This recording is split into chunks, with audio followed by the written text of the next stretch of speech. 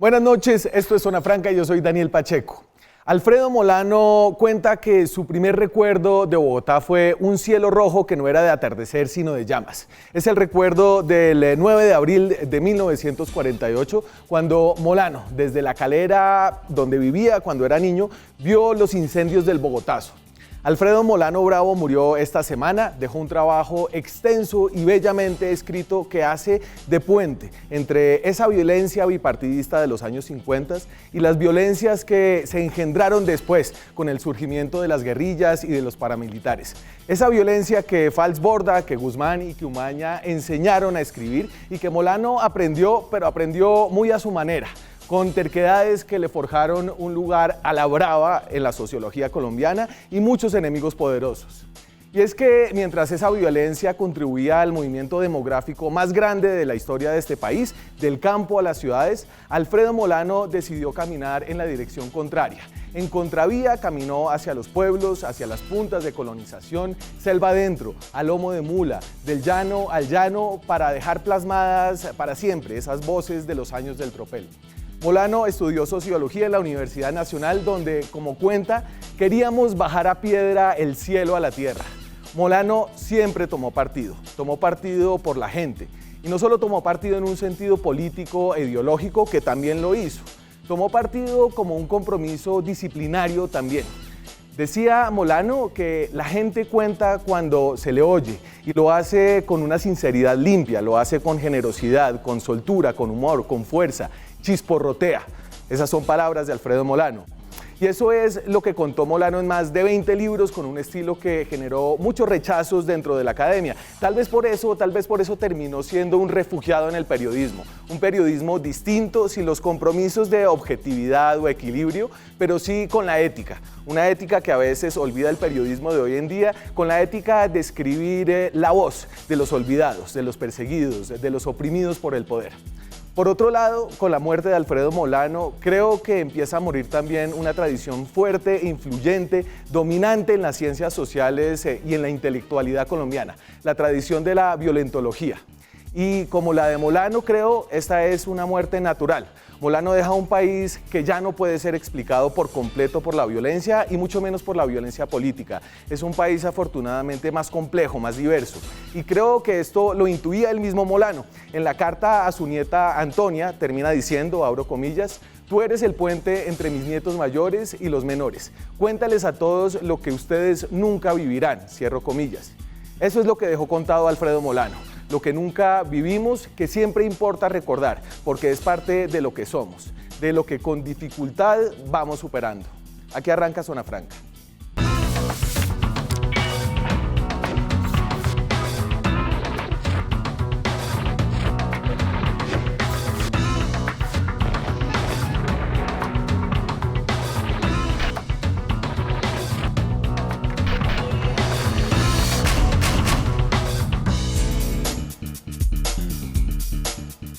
Y esta noche que recordamos a Alfredo Molano, tengo el gusto de estar acompañado por algunos de sus buenos amigos, de sus colegas en esta última etapa de su vida y de personas para las que forjó un campo en la disciplina de la sociología.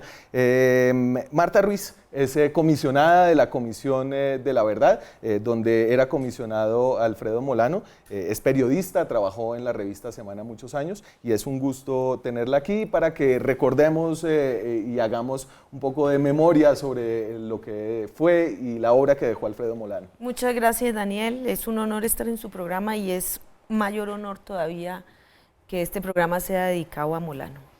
Joe Broderick llegó a Colombia en 1962, era cura en ese entonces, todavía tiene una parroquia y un confesionario de intelectuales en el barrio de la Macarena de Bogotá.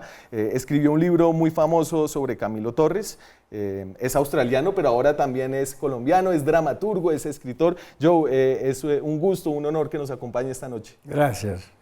También muy amigo de Alfredo. Sí, mucho. Lo siento mucho, su vida, su partida. Daniel García Peña, otro amigo y Yo creo que compañero de proyectos políticos y de noches con Alfredo Molano. Es profesor de la Universidad Nacional, fue alto comisionado para la paz, fue director del Polo Democrático Alternativo, ya en ese entonces. Daniel. Independiente primero y después alternativo. En ambos estuve metido. Y columnista del diario El Espectador. Daniel, es un gusto que nos acompañe. Es un placer estar aquí y de verdad muy rico estar homenajeando a... Chévere, yo sé que estamos tristes, pero pues la muerte hay que celebrarla recordando un poco al que se va. Juana Afanador es socióloga y nos habla desde una perspectiva distinta de quien ve a Alfredo Molano como un maestro y una persona que abrió trochas en el campo de la sociología. Gracias, Daniel, por la invitación y pues es un honor estar con los cercanos a Alfredo Molano, que para muchos de nosotros los sociólogos, que además ha sido una labor difícil en Colombia, fue una de las personas que más abrió y apoyó el campo de la sociología. Entonces es un placer estar con ustedes acá. A la brava, porque los sociólogos no lo querían al principio. Es como decía Bourdieu de la sociología, es un deporte de combate y creo que Alfredo Molano lo encarnó muy bien. Marta, cuénteme cómo conoció usted a Molano, cómo lo vivió en este último periodo de la comisión. Bueno, Alfredo Molano, nosotros fuimos, los 11 comisionados, fuimos seleccionados por un comité hace casi 2 años realmente, y Alfredo, pues cuando yo me di cuenta que Alfredo estaba entre nosotros, para mí fue, por un lado, una sensación grande de tranquilidad, de saber que alguien como él, que conocía este país, quebrada a quebrada, sendero a sendero, y que tenía una conexión tan fuerte con los que más habían vivido el conflicto, que son los campesinos, para nosotros era como ya decir, bueno, aquí hay alguien que va a guiar mucho nuestro camino. Yo quiero decir que Molano, yo lo decía esta tarde en un homenaje que le hicimos en la comisión, Molano sabía mucho, deja un gran legado como escritor, como periodista, pero a mí lo que más voy a extrañar de Molano es él, es decir, lo que él era, porque Molano era un hombre que nosotros, algunos decimos, estaba en otro nivel en términos espirituales. Era un hombre totalmente evolucionado espiritualmente, era un hombre con una capacidad era un sabio con una capacidad de comprensión, porque su capacidad de escucha era muy especial, su capacidad de comprensión, y yo no sé si me entenderán, pero es que él era una persona que no entendía solo con la cabeza, no escuchaba, él entendía con todo el cuerpo y con todo el corazón, era un hombre que se comprometía mucho en lo que hacía y digamos, sobre todo en ese ejercicio de la escucha, que para él era un ejercicio ético, sobre todo de escuchar esas voces silenciadas, estigmatizadas, sí, de este país. Entonces yo siento que en Molano perdemos lo que sabía, pero perdemos también lo que era vuelvo y digo, es un hombre demasiado evolucionado intelectual y espiritualmente. Le voy a poner, y para la gente o para la gente más joven que no tiene como clara la figura y la trayectoria de Alfredo Molano, un poco su trayectoria, quién era, su hoja de vida, por así decirlo, para que lo ubiquen un poco. Nació en el 44, ¿no? Y creo que eso es clave. Alfredo Molano nació y creció en la época de la violencia bipartidista. Un 31 de octubre, un Halloween. Esa es la fecha, de la muerte. Sociólogo de la Universidad Nacional, periodista, escritor, escribió 27 libros. Su primer trabajo fue en el Alto Sinú, se lo llevó a trabajar allá el papá de Héctor Abad.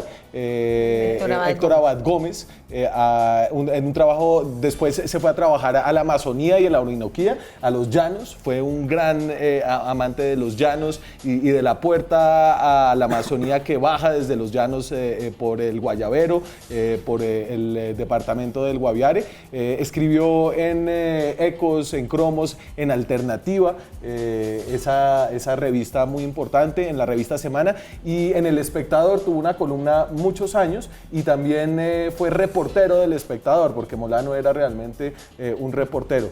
Los premios que obtuvo, el de Simón Bolívar, el Premio Nacional del Libro de Cultura, Excelencia Nacional en Ciencias Humanas. Esa es un poco la trayectoria de Alfredo Molano. Joe, ¿usted cuándo conoció a Molano? Pues cuando yo estaba aquí en los años 60, en mis primeros años, pues yo llegué después de la muerte de Camilo Torres. Llegué en el 67, no en el 62. Camilo había muerto en el 66. Entonces yo empecé a investigar la vida de Camilo, pero en esa época hubiera conocido a Alfredo, no lo conocí. Tal vez porque él era 10 años menor que yo, y estaba recién salido, seguramente estaba con Abad Gómez, no estaba en Bogotá, porque yo supe después que él tuvo mucha cercanía a Camilo y fue muy influenciado por Camilo. Fue su profesor, pero ocasionalmente, no por mucho tiempo, pero de paso en la sociología. Y hubiera sido natural que yo tuviera una charla con él sobre Camilo. Pero no, yo era muy joven y yo estaba buscando gente que estaba más pues metido en Camilo en su vida pública. Entonces no lo conocí realmente después de hacer mi casa casualmente en La Calera, en un sitio para criar a mis hijos en el monte, en un sitio muy cerca a donde él había sido criado, en el monte, en una vereda. Y yo desde mis primeros días en Colombia soy amigo de Gladys Jimeno. Gladys Jimeno era en esa época novia de Kemel George, y Kemel y yo somos amigos desde casi llegué aquí, conocí a Kemel. Entonces Kemel estaba de profesor en la Nacional y Gladys de estudiante de psicología. ¿Esposa de Alfredo? Sí, iba a ser esposa de Alfredo. Y yo recuerdo realmente que conocí a Alfredo por Gladys y fui adoptado casi como si fuera de esa familia. Catire y Marcelo, los dos hijos de Gladys, me consideran como un tío, algo así. Y Molano era un hombre de clan, ¿no? Sí. Hay un clan de los Molanos. Algunos, yo no conocí a Alfredo Molano, pero he tenido el placer de partir y conocer con algunos de los muchachos del clan Molano. Era el patriarca. Él era el patriarca. Por eso su pérdida ahora es más sentida todavía, porque era como el centro, el enfoque de todas esas generaciones, ¿no? Alfredo Molano tenía una chispa que les voy a mostrar en esta entrevista que le recomiendo a todo el mundo, que le hace en el 95 a Orlando Fals Borda, quien fue su gran maestro en la sociología, pero donde hay unos destellos de un tema que es importante, es un poco el aporte disciplinario de Alfredo Molano, pero también de su gran sentido del humor. Orlando Fals Borda ha sido el papá y el papa de la sociología. Fue fundador de la Facultad de Sociología, escritor de muchos libros de gran impacto en la vida nacional y en la vida política. Yo quiero hacer con Orlando una historia de vida. Yo descubrí a su lado esa técnica y quiero ahora ensayar esa técnica con él, medirlo con su propio instrumento. Mira, naces en Barranquilla y te educas en los Estados Unidos. Bueno, esa es otra larga historia, porque lo que yo iba a hacer era ser oficial del ejército colombiano. Si hubiera seguido, hoy sería general. No, ya habías pasado, Orlando, perdóname. Mariscal. Mariscal de campo. Mariscal de campo. Mis compañeros de la escuela militar, pues, tú los conoces. ¿Pero quién eran? Puyana. General Puyana, el general Matallana, general Matamoros, general Martín, todos los generales, menos yo. Bueno, hay clases de generales, Orlando. Muchas gracias. Y ahí había un gran sentido del humor y una agudeza impresionante en Alfredo Molano. ¿Usted cómo conoció a Molano, Daniel? Yo conocí a Alfredo en 1980, yo estaba muy joven, en ese entonces recién llegado a Estados Unidos, donde una tía de Luz Jaramillo, que vivía aquí cerquita, también estudiante de sociología con Alfredo, y a mí me impresionó que Alfredo fue la primera persona que yo conocí que a su vez conocía a guerrilleros de carne y hueso. A mí me parecía eso exótico, yo quería saber eso cómo eran, y había un grupo de personas ahí donde mi tía Luz, y Alfredo desde ese momento se cogió un cariño por mí y nos quedamos hasta muy bien tarde en la noche hablando de sus travesías desde la guerrilla colombiana, del campo colombiano. Y a partir de ello pues, tuvimos una relación muy estrecha de intelectual, él, fascinado por la paz, trabajamos juntos en la época del gobierno de Samper, pero más allá de ello, pues, Alfredo fue, como bien lo decía Marta, es un ser humano extraordinario, la familia, los hijos, Gladys, Marta, y amor por los niños, él siempre se preocupaba por mis hijas, siempre preguntaba, lo primero que preguntaba es cómo estaban, y tenía además un elemento muy especial, y es que siempre sabía escuchar, ¿no? Era un hombre sabio, un sabio sin duda, pero su sabiduría estaba en su capacidad de sentarse y escuchar, de personas que no teníamos mayor cosa que pensaba uno de aportar, pero él a cada persona sabía sacarle su conocimiento, y por lo tanto fue a lo largo de los años estableciendo una relación muy estrecha, que repito, tenía ese aspecto más familiar, pero también, por supuesto, esa preocupación por el país, por la paz, un hombre absolutamente convencido que este país tenía que cambiar. Eso él sentía que Colombia no podía seguir siendo como siempre había sido, y él cuando escribía, cuando le daba voz a los que no tenían voz, sí, lo hacía para que el país cambie, y en ese sentido yo con Alfredo compartía esa necesidad de la transformación.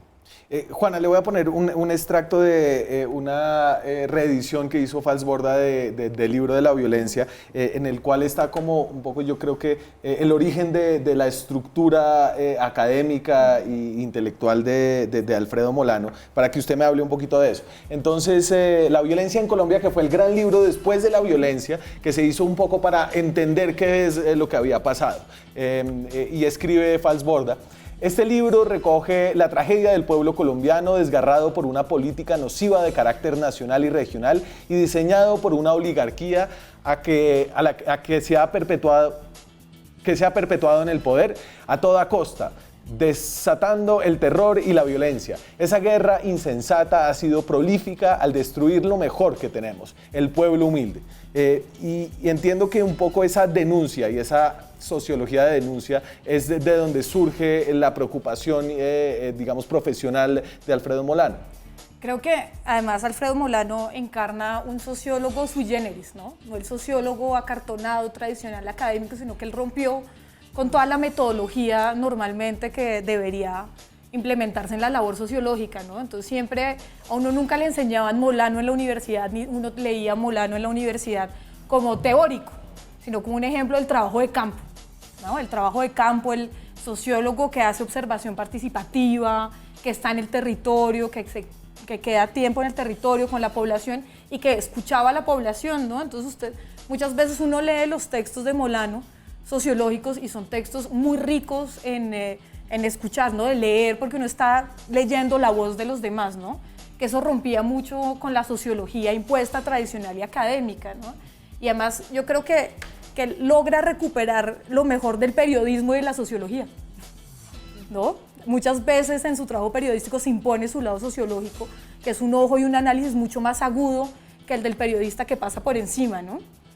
Daniel Pecó cuenta en un libro de entrevistas que publicó hace poco que cuando Molano estaba en París le llevó sus textos y le dijo, mire, Daniel Pecó, que es el colombianista por colombianista de la escuela francesa, sí, digamos, y Molano le llevó los textos y pecó en ese momento, eso debían ser como finales de los 70, le dijo, no, mire, esto no sirve para hacer academia, ¿no? Y que a Pecó se arrepiente mucho de eso. Y es que Molano nunca fue, o al menos en esos primeros años, aceptado dentro de la academia.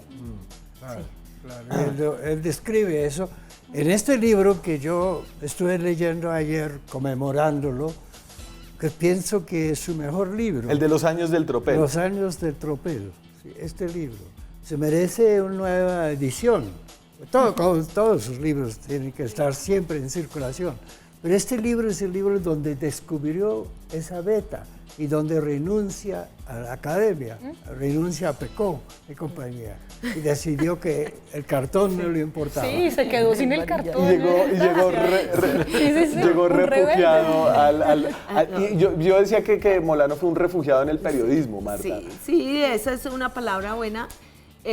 O a lo mejor es alguien que tendió puentes. Yo creo, mira, yo como periodista que he sido, crecí entendiendo que Molano nos estaba enseñando un género, el de la historia de vida. Es decir, es que Molano fue el que inauguró en Colombia el género de la historia de vida como un género periodístico, porque las historias de vida eran instrumentos de la antropología, por eso él era muy transdisciplinar en eso. Pero las historias de vida de Molano, yo quiero hacer una comparación, si me permiten, cuando esta periodista rusa que se llama Svetlana Alexievich, que ganó el Premio Nobel de Literatura, cuando yo leí a Svetlana, yo decía, es que ya entiendo por qué esto es arte, es literatura y no periodismo. Y algo parecido le pasa a uno con Molano, es decir, los textos de Molano son mucho más que sociología y periodismo. Sí, es gran creación literaria. Es creación literaria. Gran creación de narración por las voces, ¿no? Y por eso voces, yo creo voces que parecen tomadas de grabadora, pero son recreaciones, creaciones a partir de las voces que escuchó. Sobre todo se nota en este libro, donde él crea unas 6 o 7 personajes que son compuestas de distintas personas que escuchó, donde crea ya un personaje, un maestro de escuela, en la violencia, un chulavita. No da pena escribir desde adentro de la gente que estaba matando, ¿no? O sea, me tengo que ir a la pausa, tengo una pausa, seguimos hablando de Alfredo Molano, ya regresamos.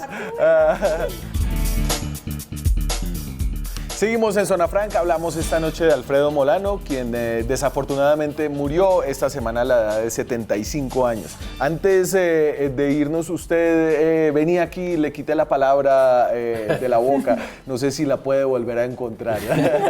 No, lo que quería recordar es que efectivamente era un extraordinario escritor, de una capacidad, de una pluma maravillosa, pero una vez le dije, oye, usted escribe muy rico, y dice, no, es que yo lo que hago es simplemente interpretar la sabiduría y la lucidez de la gente, ¿no?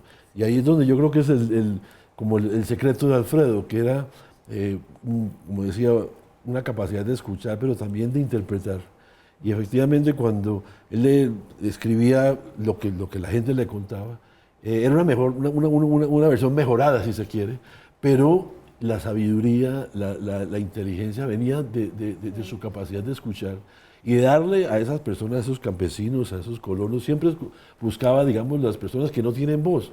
Y no solamente en el campo, cuando él le tocó irse al exilio, él estaba en España y decía, ay, pucha, ¿yo qué hago aquí? Aquí no hay campesinos, no hay colonos, pero se le ocurrió una idea brillante, ir a la cárcel, a escuchar a los colombianos, las mulas, las personas que habían caído por el tema de la droga, que es uno de los libros más lindos, es hermoso, Rebusque Mayor, hermoso es. Donde también recoge y uno escucha esas voces, esas personas, con un elemento poético, un elemento, digamos, de narración, pero donde él siempre decía, no, yo me inspiré fue en la sabiduría y en la lucidez de la gente. Y mire que esto lo toca él cuando dio el discurso al recibir el premio Simón Bolívar a una vida y obra que le dieron, este tema de la gente y de cómo él era más bien como un escucha. Sí.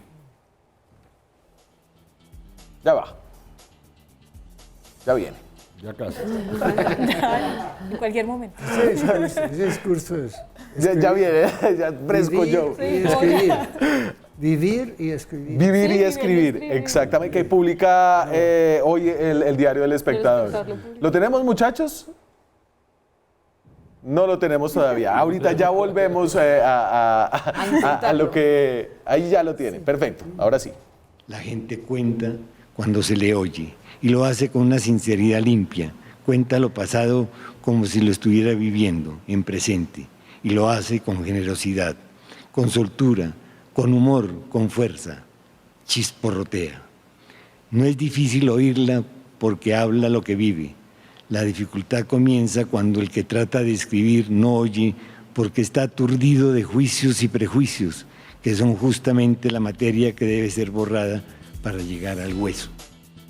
Para llegar al hueso. Pues maravilloso. mira, yo sí digo eso que está diciendo Molano ahí, es exactamente lo que él era. Un hombre que se despojaba de cualquier juicio o prejuicio para escuchar. Es decir, y en la comisión lo vivimos cada día con él. Es decir, cada día era como si llegara limpio, con un acto de limpieza para la escucha muy impresionante. Y yo quería también señalar algo porque él en la comisión desde un principio dijo, la comisión es muy territorial, está muy metida en los territorios y él obviamente, todo el mundo sabía que él se iba a ir a lo que es la Orinoquía. Sí, y yo sí creo que él tenía una relación muy especial con esa región. Es decir, él le dio voz a los colonos que fueron expulsados por la violencia del 48 y fueron allí a eso que llamamos durante tantos años los territorios nacionales, Sí. que era una cosa como si fuera sin gente, y él fue y encontró a la gente y encontró esas historias y eso lo conectó definitivamente con esa región. Y yo sí siento que él le habló de esa Colombia que nosotros no conocíamos, de eso que, vuelvo y digo, que se llamaban territorios nacionales como si fuera un territorio Sí. baldío, y yo creo que nadie más Pero conoció a los colonos sembradores de Pero coca, porque había coca como Molano. una fascinación, y yo no sé si usted, yo también compartió esa fascinación por el rebelde, la fascinación por lo que está lejos, por lo que no había contado. Usted vino a Colombia para hablar de Camilo y Molano había sido alumno de Camilo Torres. No, yo no vine a Colombia para escribir sobre No. Camilo. Estando en Colombia, vine a Colombia para trabajar con los curas rojos de esa época, Ajá. los curas rebeldes. Yo estaba saliendo de cura, pero conocí a todo ese grupo de curas en Colombia que eran como inspirados en Camilo. Entonces, yo no vine a escribir un libro, sino a hacer la revolución, ¿no? Con Todos los ellos. jóvenes inconformes de la época queríamos hacer otro Cuba. Aquí éramos Castro chavistas. Éramos Ahí nació. Y lo auténticos sigue siendo. castristas. Ahí nació el castrochavismo. Los Chávez Chávez todavía no no. existía, Claro, éramos pero entonces, castristas. porque dice Fidelistas. Marta que había, digamos, era una actitud de escucha limpia, pero había una ética detrás. Había una ética de sí, la claro. rebelión, Una había causa. una ética, había una causa. Es decir, Alfredo Molano Eso no era que me- una persona objetiva. Eso No me era- hizo identificarme mucho con Camilo. Incluso Isabel, su mamá, que me adoptó casi como otro hijo, porque tuve una relación muy bella con Isabel Restrepo de Torres. Y ahí tengo una foto que me dedicó para Joe, que escribiendo la vida de mi hijo se identificó con él, algo así, se sintió como viviendo su vida. Y fue muy, muy bello porque yo hice relaciones con jóvenes que habían sido los alumnos de Camilo y que me recibieron como, en cierta forma, una continuación, un reemplazo del amigo que habían perdido, ¿no? Otro cura como loco, como suelto y revolucionario. Y en esas llegó una persona de Estados Unidos que me contrató a hacer la biografía. Ok. Y esa fue como una generación en las ciencias sociales muy influyente de violentólogos, de personas que quisieron y que todavía los hay. Yo creo que usted es una violentóloga. ¿Yo? ¿No? Que quieren ver y que quieren Yo soy entender el país pasóloga. a través del filtro de la violencia y la violencia armada entre algunos grupos y el Estado. Pero creo que de Molano hay una cosa que va todavía más allá, porque más allá de trabajar sobre la violencia en Colombia, también hizo el quehacer sociológico y el quehacer periodístico, ¿no? Entonces yo, por ejemplo, con ese discurso que acabamos de ver, ese discurso de ahora en adelante se debería enseñar y todos los estudiantes de ciencias sociales deberían leerlo. Porque hay un punto que en el quehacer del sociólogo es muy difícil escuchar para la mayoría, porque siempre el sociólogo está buscando algo. Comprobando hipótesis. Exacto, y comprobando y que le respondan. Y él tenía el talento, ¿no?, de escuchar y poder construir una serie de hipótesis a través de la escucha, ¿no? Entonces, yo creo que la muerte de Molano también tiene que llevar a replantearnos el quehacer sociológico en Colombia, hacer sociología. No solo trabajar sobre la sociología en Colombia, ¿verdad? No, cómo hacemos sociología en este país y cómo él logró llenarla de creatividad. Sí. Sí, ¿No? Romper con el método tradicional y volver él dice ejercicio todo eso, creativo. Todo eso lo dice muy bellamente en el discurso, ¿te acuerdas? Cuando le dieron la doctorado honoris causa en la Nacional. Sí, sí. Es No, una de este es sus el Simón grandes Bolívar. piezas. Exactamente. Y es sobre ese punto. Sí. De acuerdo, Hay que yo- escuchar y después crear, es una obligación de Exacto. crear a partir. El conocimiento no es descubriendo cositas, sino oyendo y creando a partir de lo que uno oye. Pero sí con una causa, y usted lo Sí, decía. una causa, pero hay un tema de la violencia que es... Él estaba siempre obsesionado con entender las causas de la violencia, de por qué hasta había surgido la violencia, pero al mismo tiempo con una convicción de lo inútil y la necesidad de superar la violencia. Molano nunca se fue a la guerrilla. Nunca se fue a la guerrilla, siempre interpretó y trató de entender, pero fue- también con tratar de convencerlos de que eso no era el camino y por eso... Hasta Fals Borda se fue a la guerrilla. De hecho, el título de una de sus más recientes obras que se llama Ahí les dejo sus fusiles o algo así, Ahí ¿no? les dejo los fierros. Ahí les dejo los fierros, ¿no? Por eso él siempre estuvo comprometido por entender, por de alguna manera darle sentido a esa violencia, pero también para darle superarla, ¿no? Y esa carta que le escribe Antonia a su nieta, que es maravillosa, donde él quiere que de alguna manera podamos algún día superar eso. Entonces no es la violentología en el sentido clásico, de alguna manera, sino más bien con una causa de superar esa violencia y de inclusive su interlocución con la gente de la guerrilla, con las personas de las FARC, del ELN, siempre fue para, oiga, dejemos eso atrás, busquemos otros caminos. Voy aquí a contarles las palabras de Fidel Cano que están hoy en El Espectador sobre Molano, que son chéveres. Molano va, mira, echa carreta, interpreta y cuenta, pero va a donde pocos van. Habla con quienes nadie habla, interpreta con base en un país que conoce al lomo de mula. Claro, exacto. Es un país que además, yo siempre he dicho que este país, la gran mayoría de colombianos no lo conocemos, porque no hemos caminado como ha caminado. Yo diría que los que más conocen a Colombia son el ejército, la guerrilla y Alfredo Molano. Que son los que han metido en esas trochas, que han metido en esos lugares, que inclusive uno lee a Molano y le toca ir al mapa a mirar a ver dónde son sus pueblos. Él era un atlas andante además. Pero yo quiero decir algo, mira, Molano nunca fue un militante. Yo creo que Molano era incapaz de militar en alguna estructura, algo, él no cabía en nada, en ninguna cosa de esas. Tal vez la tauromaquia era pero Molano, yo lo que creo es que Molano sí era un intelectual comprometido, pero era un intelectual muy honesto, porque él no iba a demostrar sus ideas usando la voz de los demás. Exacto. Él estaba genuinamente escuchando a los demás y dando voz a los demás, no estaba usando la voz de los demás para él afincarse en una ideología o en algo por el estilo. Y eso le daba credibilidad, es decir, así inventara, porque segura inventaba, ¿no? Inventaba lo que había sido realidad, no deformaba esa realidad, y creo que sus lectores a partir de que creaba. esa realidad. Me voy a la pausa, seguimos hablando de Alfredo Molano Bravo, ya regresamos. Seguimos en Zona Franca. ¿Qué? Del 35 como yo, y el Alfredo 44, son casi 10 años. Yo sé que él sí militó joven, intentó militar, pero nunca cupo, él de alguna manera Era siempre fuera el rebelde al interior de la rebelión. Era filo de Ledo, rebelde, obviamente. el intelectual rebelde. Y yo creo que la disciplina militar no era lo de Molano. Pero lo acusaban de todo, precisamente por esa cercanía A él lo acusaban de ser de las FARC, a él lo acusaban de ser de siempre subversivo. De hecho, creo que en el Espectador de hoy se recoge una carta que le mandó Carlos Castaño, ¿no es cierto? Y él le tocó huir del país. Él, en ese sentido, por su compromiso, también pues sufrió la persecución y sufrió. Y entonces pongo un pedazo del discurso del premio Simón Bolívar donde habla de ese compromiso más que una militancia.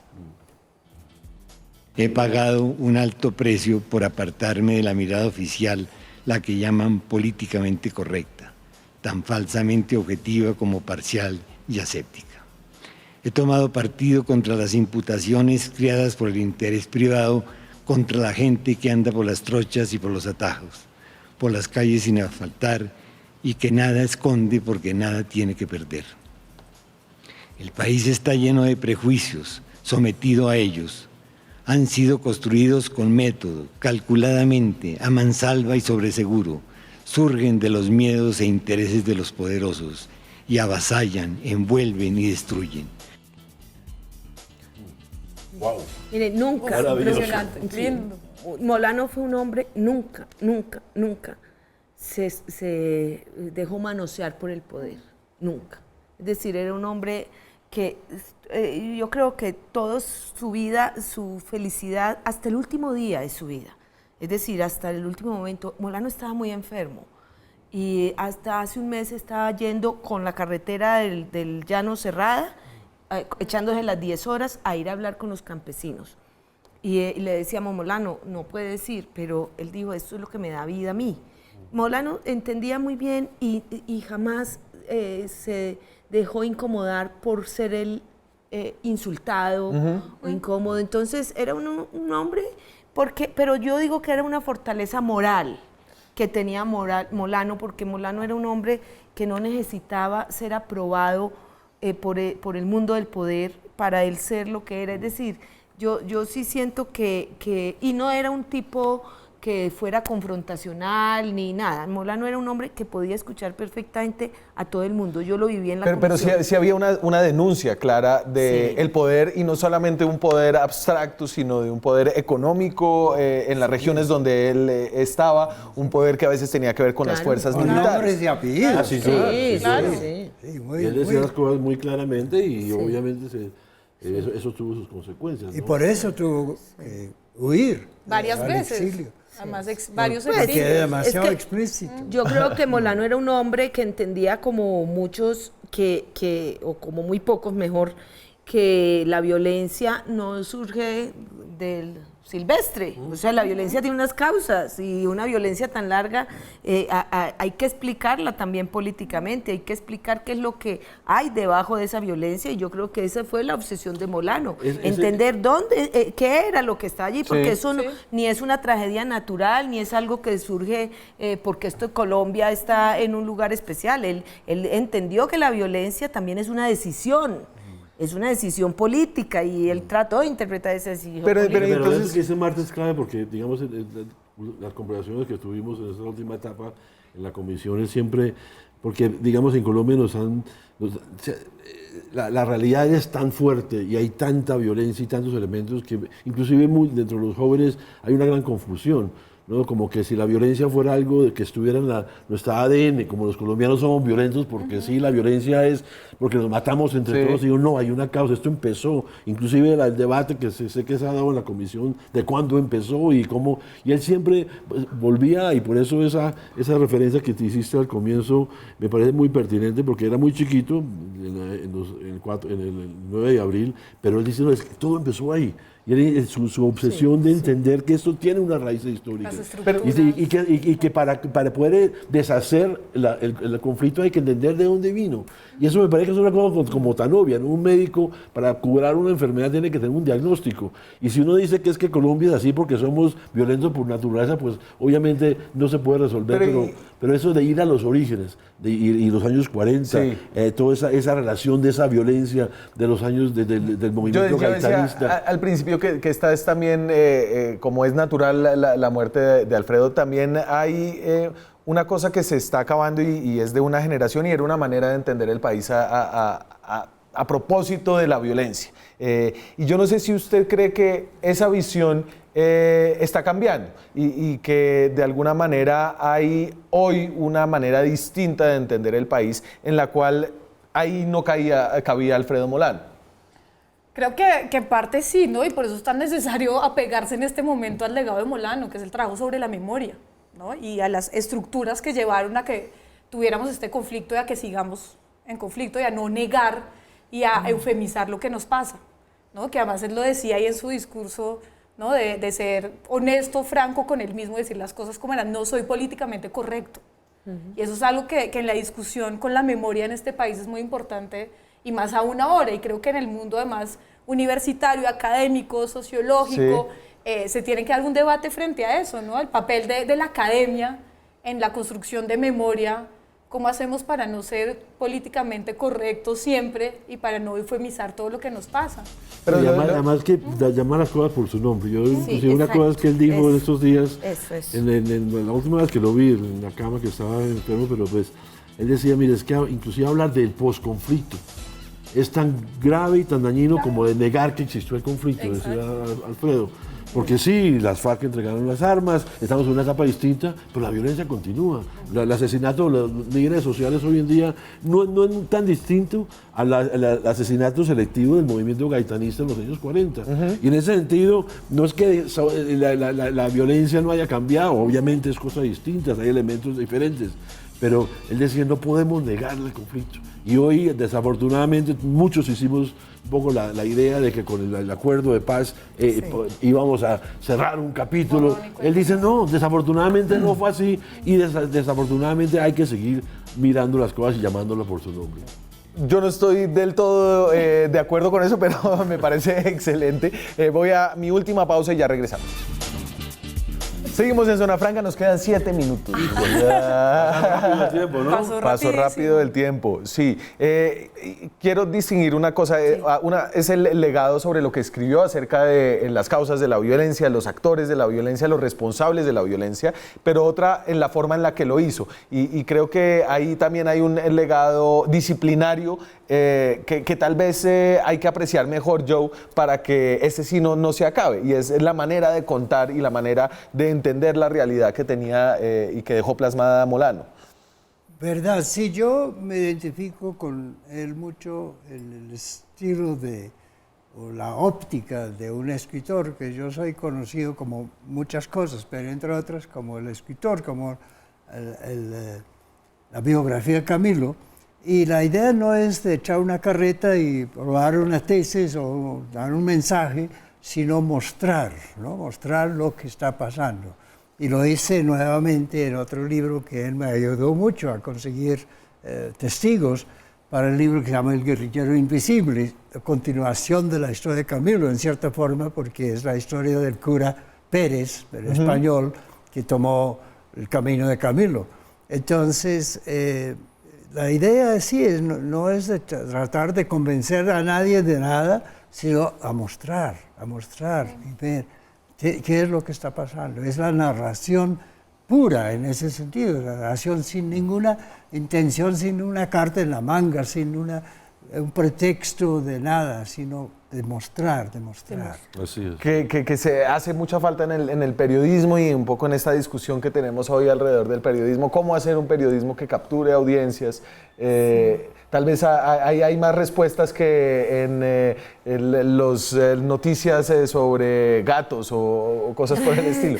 Pues mira, yo vuelvo y digo, yo creo que Molano no era exactamente un periodista, porque era mucho más que un periodista. Es que un narrador es alguien que construye un sentido de la realidad, es decir, no es alguien que solo manipula datos y los junta, sino que es lo que hacemos muchos de los periodistas, que es en la velocidad coger información y amarrarla ahí. No, construir una narración es darle sentido a la realidad. Sí, y lo que hizo Molano fue darle sentido a la realidad a través de la voz de los que escuchó y cumplir un papel maravilloso, porque fue construir también, ojo, escribir lo que era oral, porque Claro. todos estos campesinos no escriben. Porque no había nada Porque escrito las allá. víctimas de Colombia son en su mayoría campesinos que no escriben su historia. Esto no es como en países donde las víctimas y los que han sufrido pueden escribir, Sí. porque en Argentina, lo que sea, clases No, medias. pues los nazis Estos dejaron son las una listas. tradición oral. Lo que él hace es recuperar la oralidad, volverla escrito, y en ese sentido genera un puente muy grande y muy importante de conocimiento entre ese mundo oral y el mundo de quienes leemos y que lo leeremos en adelante. Entonces me parece que eso es una trascendencia enorme. Sin duda. Sí, sí, Daniel, sí, puentes enormes. un cuento de Molano, échese un cuento de Molano. Ay, juepucha, Venga, espérese, le doy tiempo y voy para que piense en el cuento de Molano. Juana, empecemos ya a cerrar aquí y desde El su alta perspectiva, un poco desde su perspectiva de una alumna, si no bien directa, pero que leyó a Molano, ¿qué dice usted hoy? No, yo digo que es necesario retomar a Molano en este momento para hacernos preguntas no solo sobre el contenido, sobre la historia, sobre la memoria, pero también sobre el método. Yo creo que nos enseñó un método que no era el método en el momento que querían, pero creo que en este momento las ciencias sociales tienen que entrar en un momento de creatividad como él nos enseñó, ¿no? Y de poder recuperar y experimentar y poder no solamente aplicar teorías sociológicas, sino, como decía yo, poder traer, crear y experimentar a partir de eso, a partir de nuestro contexto que pues no para de producir. Sí. Sí. Bueno, no, uno no puede hablar de Molano sin hablar de los tenis. De los tenis. De aquí ahí se pueden ver. Y además tiene que ser Converse, no puede ser cualquier Pero otra además marca. Molano se metía en esos barriales en Converse. Oye, de hecho, la hija Adriana me dice que tiene más de 100 pares en la casa, entonces ahí los hijos están repartiéndose los Converse. Pero una cosa que es lo de los niños, a mí eso, en esta última etapa, un día, nosotros almorzábamos con cierta frecuencia y un día llegó, hace como 2 años, antecitos de empezar en la comisión, estaba deprimido, triste. Y yo, ¿qué pasó? Digo, es que me acaban de dar la noticia que mi nieta, Antonia, pues la hija Adriana y la nieta se iban a vivir a Cusco. Y yo, no, pero chévere, Cusco es no. Para él fue devastador que se fuera Antonia. Y a mí eso me parecía, pues de hecho, siempre, como decía al comienzo, pregunta por mi hija Manuela canta de una manera, tiene una voz hermosa, y siempre cuando los vemos, por favor, Manuela, cante. Y esa cosa por los niños, por los nietos, por Antonia en particular, yo creo que tiene mucho que ver con esto que lo dijo muy bien al comienzo Marta, que es el ser humano. No, claro, es el intelectual, el periodista, el sociólogo, todo es el hombre comprometido, pero el ser humano. Y ese contacto con los niños y de cómo además lo afectaba de una manera muy profunda, ¿no? Al fin y al cabo, todo esto que él trabajó, lo hizo porque él realmente quería que algún día el país que le va a tocar a Antonia, a Manuela y a los niños, pues sea un país distinto. Y en eso yo, para cerrar, había una lectura muy aguda de quién es el colombiano, y el colombiano es en últimas una persona de familia, una persona que quiere dejar un legado a través de sus hijos, y son esas familias que era también Molano lo que logró dejar en su obra. Sí, yo lo vi mucho en su hogar, ¿no? Porque éramos vecinos en la Calera y yo pasaba por la casa y vi esa relación con sus hijos. Una de las cosas que admiro en él mucho, lo que dice mucho de él, es cómo su hijo, del mismo nombre y apellido, hijo de semejante monstruo de intelectual y de escritor, y ha podido ser también escritor, y escritor en el mismo periódico, sin que su padre lo haya opacado, sino al contrario, lo ha estimulado. Y eso me parece, dice mucho de Alfredo como padre. Y con eso nos vamos. Muchas gracias por compartir con nosotros esta noche. Desde aquí le mandamos, por supuesto, un gran saludo a Alfredo Molano Jimeno, quien tiene un gran legado y una gran responsabilidad también. Muchas gracias a ustedes. Nos vemos nosotros la próxima semana con más periodismo, con más debate, con más opinión. Adiós, Alfredo.